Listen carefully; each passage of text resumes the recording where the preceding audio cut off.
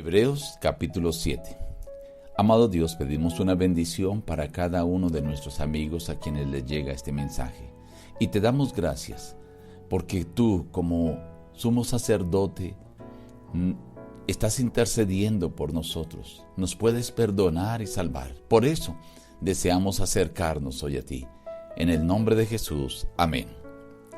Reciban el abrazo de su amigo el pastor Juan Emerson Hernández y la invitación a meditar hoy juntos la palabra del Señor. Aspectos del capítulo 7. Melquisedec, rey de Salem, sacerdote del Dios Altísimo, salió a recibir a Abraham, que volvía de la derrota de los reyes, y lo bendijo. A él asimismo dio a Abraham los diezmos de todo. Melquisedec significa primeramente rey de justicia y también rey de Salem. Esto es rey de paz. Nada se sabe de su padre, ni de su madre, ni de sus antepasados, ni tampoco del principio y fin de su vida. Y así, a semejanza del Hijo de Dios, permanece sacerdote para siempre. Considerad pues cuán grande era a quien aún Abraham, el patriarca, dio diezmos del botín. Ciertamente los que de entre los hijos de Leví reciben el sacerdocio tienen mandamiento de tomar del pueblo los diezmos según la ley, es decir, de sus hermanos, aunque estos también sean descendientes de Abraham. Pero aquel cuya genealogía no es contada de entre ellos, tomó de Abraham los diezmos y bendijo al que tenía las promesas. Y, sin discusión alguna, el menor es bendecido por el mayor. Y aquí ciertamente reciben los diezmos hombres mortales, pero allí uno de quien se da testimonio de que vive.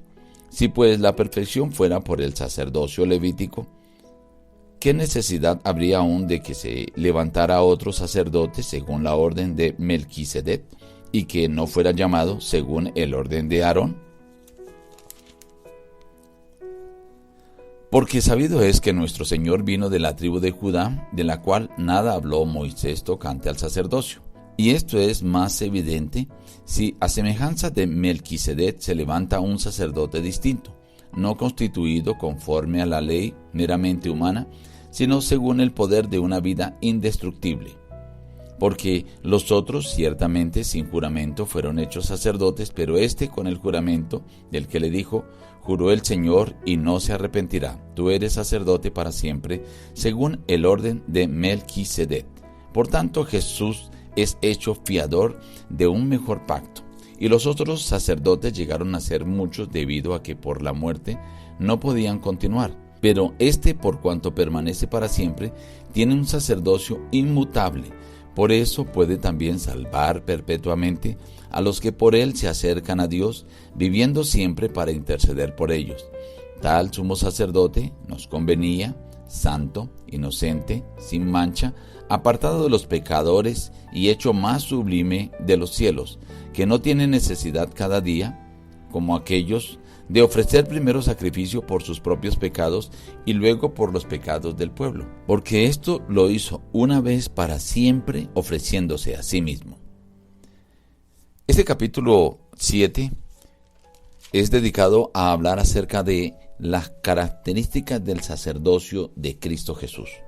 Para ello, utiliza un ejemplo, cuando Abraham dio a Melquisedec los diezmos de todo.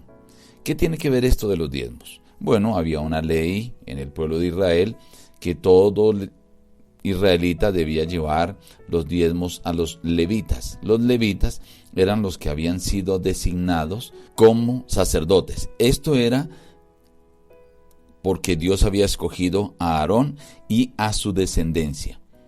Pero resulta que se habla de Abraham. Abraham era superior a Aarón y a su descendencia. En este caso, Abraham era superior a los sacerdotes de la descendencia de Aarón, de la tribu de Leví. Pero ahora viene Melquisedec, un rey y sacerdote, a quien Abraham le entrega los diezmos, indicando que él era superior. Pero además dice que el menor es bendecido por el mayor, y Melquisedec bendijo a Abraham. Esto indica que Melquisedec era mayor. Ahora nos dice que Melquisedec no se sabe nada de su padre, ni de su madre, ni de sus antepasados, ni tampoco se sabe acerca del fin de su vida, ejemplificando al Hijo de Dios que permanece sacerdote para siempre, del cual como hombre no tuvo padre, y como Dios no tuvo madre. De esta manera, Cristo Jesús es eterno, pero tampoco tiene fin. Y él, Cristo Jesús, fue constituido sacerdote según el orden de Melquisedec, como rey y como sacerdote.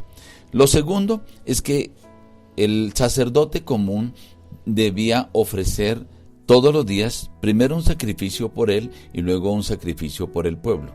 En el caso de Cristo Jesús, no tuvo que ofrecer sacrificio por él, porque dice de él que Jesús era un sacerdote santo, apartado del mal, sin pecado, sin contaminación.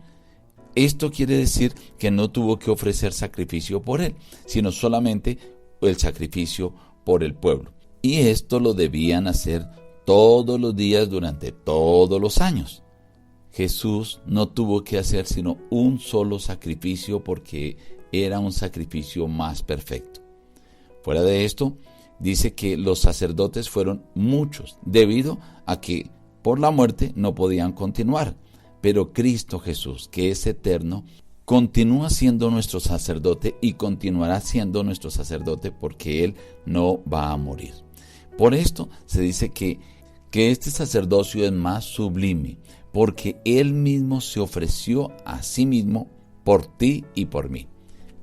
Esta es la razón por la que dice en Hebreos capítulo 7, versículo 25, por esto puede también salvar perpetuamente a los que por Él se acercan a Dios, viviendo siempre para interceder por ellos. Querido amigo, tú tienes hoy un intercesor. Cristo Jesús está intercediendo por ti en el santuario celestial. Él puede salvarte, puede perdonarte, puede rescatarte, porque Él es el superior, único y suficiente sumo sacerdote. Lo que tienes que hacer es acercarte hoy a Dios por medio de Cristo, pedir el perdón de los pecados y la salvación. Nos despedimos diciendo: busca a Dios en primer lugar cada día, y las demás bendiciones te serán añadidas. Que Dios te bendiga.